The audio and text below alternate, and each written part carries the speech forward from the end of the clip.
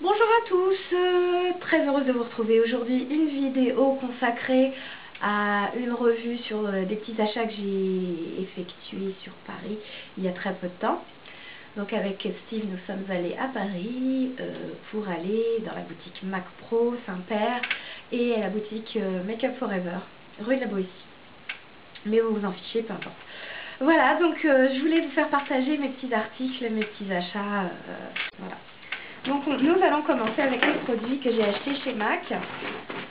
Donc j'ai repris essentiellement des produits que j'utilise souvent et voilà, des produits qui se consomment plus vite. Voilà.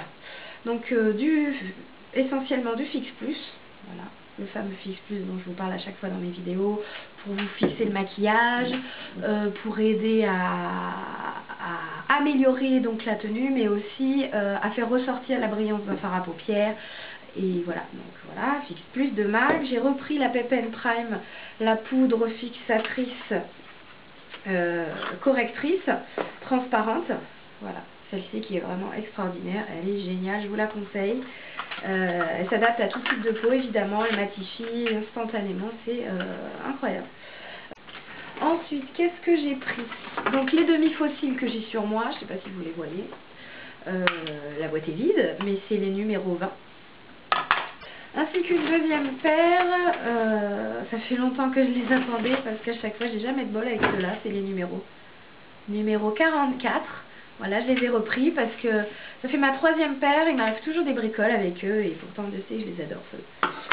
J'ai repris également une colle duo, la fameuse colle duo. La colle duo pour coller tout type de fossiles, elle est extraordinaire. Ensuite, j'ai repris un pinceau crayon, celui que j'adore, mon préféré, le 219, c'est ça, 219 de MAC, vous voyez, je l'enlève, il n'était même pas déballé. Voilà, voilà.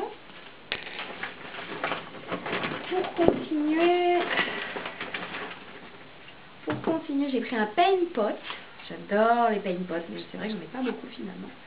Les paint pots, vous voyez la petite boîte. Qu'est-ce que c'est un paint pot? Vous voyez, donc c'est une sorte de fard, c'est un fard à paupières crémeux en fait, en crème. Vous voyez, c'est dans un pot. Donc celui que j'ai pris, la couleur, c'est le Bar Study.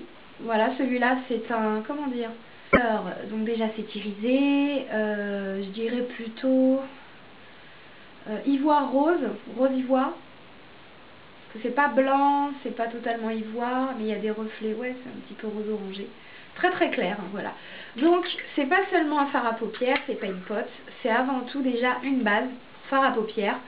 Vous appliquez ça et vous pouvez appliquer n'importe quel fard à paupières en poudre, en pigment. Ça va vous faire tenir toute la journée comme une base à paupières, comme la base Art Déco, comme la Primer Potion, comme la Shadow Insurance.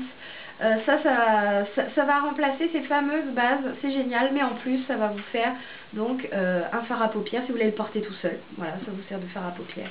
Donc celui-là est clair, pourquoi? Parce que justement, je peux mettre n'importe quel type de fard à paupières, n'importe quelle couleur, disons. Voilà. Que quand vous avez, j'en ai un autre, Paint Pot, c'est le Delft. Le Delft, c'est le bleu, qui ne se fait plus si ma mémoire est bonne d'ailleurs. C'est un bleu, donc forcément on ne pourra pas mettre n'importe quelle couleur dessus, si on veut faire ressortir telle et telle couleur. Mais ça aura la même efficacité, c'est vraiment, c'est pas une pote. Moi je vous les recommande, ils sont super. Voilà.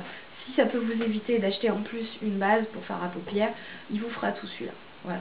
Une base crémante hein, pour un smoky, hein, si vous avez le Delft justement, le Delft comme il est foncé, il va vous permettre de faire une base pour smoky. Voilà.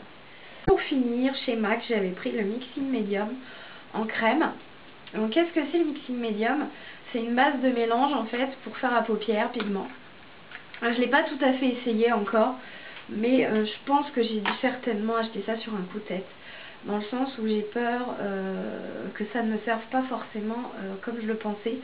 Parce que c'est censé faire ressortir les fards à paupières, enfin surtout les pigments. Ça va surtout faire ressortir les pigments mat. Mais j'ai essayé 2-3 couleurs et franchement, ils disent que ça fait ressortir la couleur. Moi j'arrive à en tirer plus autre chose avec mes crayons Jumbo et avec d'autres, d'ailleurs même avec les paint pots. Donc je ne sais pas, on verra bien. Écoutez, je vais voir l'utilisation avec laquelle je pourrais, enfin je vais voir quelle utilisation je pourrais en tirer. Et je vous en dirai, je vous en reparlerai plus. Ensuite, nous passons à Make Up Forever. Oh, l'histoire magnifique. Alors, sans plus attendre, j'ai voulu essayer au moins un pinceau de chez eux. Donc celui-là, c'est le 14S. Toujours un pinceau crayon. Je vais l'enlever vite fait. Tac. Un pinceau crayon. J'ai voulu l'essayer pour dire j'ai un pinceau de Make Up Forever.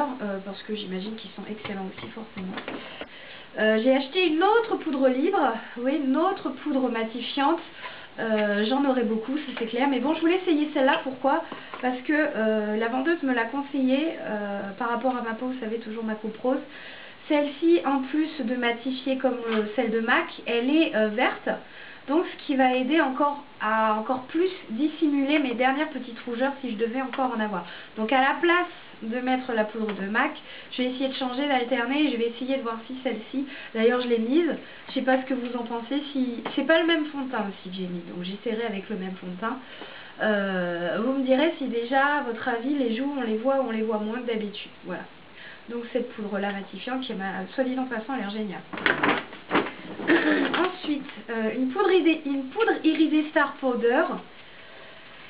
C'est ces petites poudres vraiment très jolies. J'avais fait un tuto avec, mais bon, je vous mettrai le lien de la vidéo d'ailleurs. Voilà. Donc celui-ci, c'est le numéro 949. C'est un rouge irisé. Parce que je vous disais que j'avais pas forcément de rouge. Alors j'espère que celui-là va pas redevenir rose. Hein. Je vais essayer, je vous dirai ce qu'il en est aussi. C'est toujours ces problèmes d'avoir des beaux rouges. À la lumière, ça devient plus ou moins rose. Là, déjà, je voyais, je crois qu'à l'image, on le voit. Mais bon, c'est dans la boîte, on peut pas tout dire. Ensuite, je me suis pris une paire de fossiles. Donc, les fossiles, les numéros... Je sais pas s'il y a des numéros d'ailleurs, si. 114. Donc, ceux-là, je vais les enlever comme ça. Vous voyez, ils sont avec une frange et des plumes aux extrémités. Voilà. Ils sont jolis, ils peuvent être soft, mais en même temps assez portables en soirée pour des personnes qui n'osent pas trop. Si jamais ça peut vous donner des idées.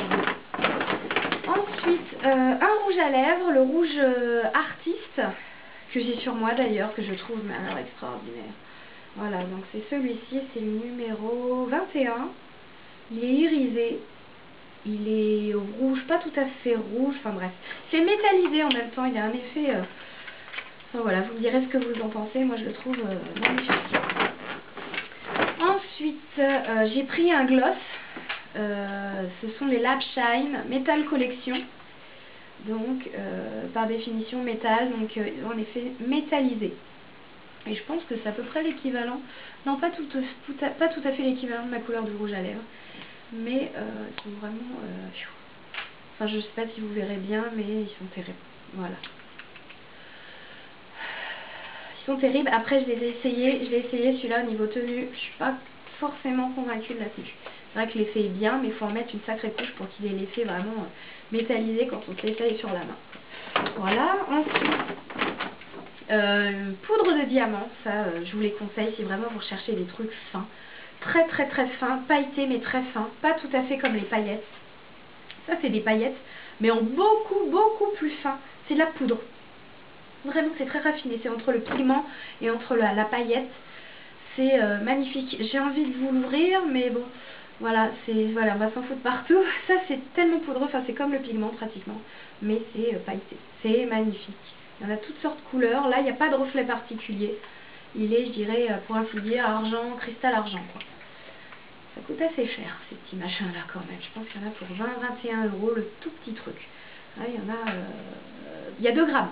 Voilà, 2 grammes pour 21 €. Pas mal. Ensuite, pour finir, enfin, l'avant-dernier produit, hein, le Eye Seal. Je ne sais pas si vous connaîtrez ce petit produit. Le Eye Seal, c'est quoi? C'est une petite lotion transparente qui permet de rendre un produit, n'importe quel fard à paupières, pigment waterproof. Voilà, c'est vraiment génial. C'est-à-dire que vous pouvez le travailler soit sur toute la paupière, votre pigment, votre fard à paupières, ou soit vous en faites un liner.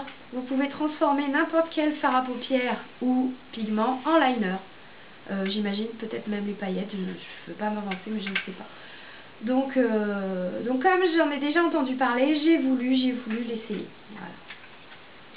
pour finir, j'ai pas pu résister de prendre un magazine. Le magazine, je sais pas si vous connaissez, c'est le Make-up Artist. Voilà, donc ils le vendent en boutique, celui-ci vaut 11 € en boutique, donc peut-être qu'il vaut moins cher, je pense que oui d'ailleurs, mais ce n'est pas grave. Donc c'est un magazine, je sais pas s'il est anglais ou américain, mais donc déjà c'est écrit en anglais. Mais bon, ça c'est pas un souci, moi en ce qui me concerne c'est vrai que je parle plus ou moins, je comprends plus ou moins l'anglais, mais bon, on arrive à déchiffrer. Et même sans ça, je veux dire, il y a des choses magnifiques, je sais pas, par exemple, vous voyez, des petites choses intéressantes à voir. Je vous le montre comme ça. Vous voyez la couverture, derrière. Et ce qui est bien aussi, ce qui permet de voir, c'est qu'il y a d'autres marques de cosmétiques auxquelles moi je connais pas forcément. Il y a de tout, il y a des articles sur les, comment dire, les making-of des effets spéciaux, des films, comme genre par exemple Alice au Pays des Merveilles. Il y a toutes sortes de films, c'est vraiment génial. Il y a celui-là, vous voyez, c'est petit. Il y a vraiment de tout. Il y a des articles sur des concours de maquillage. C'est vraiment très intéressant. Vraiment très intéressant. Là, ouais, et vous voyez par exemple, là il y a IMAT Toronto. Donc c'est un concours de maquillage apparemment. Ce qui est bien, c'est qu'il y a différents. On voit à peu près, vous voyez, c'est super génial. Super génial. Donc voilà, enfin je pense que voilà, je sais qu'on peut s'y abonner.